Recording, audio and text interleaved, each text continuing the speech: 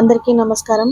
ముందుగా అనంతపురం జిల్లా ప్రజలందరికీ కూడా వినాయక చవితి శుభాకాంక్షలు తెలియజేస్తా ఉన్నాను.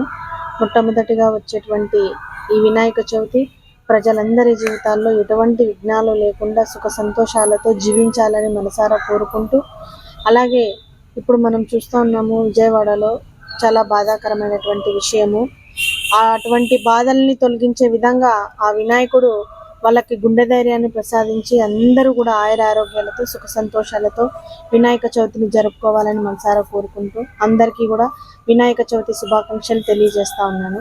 అలాగే ఈరోజు మన అనంతపురం జిల్లాలో అనంతపురం నగరంలో సప్తగిరి సర్కిల్లో వినాయక చౌక్ దగ్గర వినాయక ఉత్సవ కమిటీ వారి ఆధ్వర్యంలో ఈరోజు వినాయక చవితి పూజని ప్రారంభించడం జరిగింది.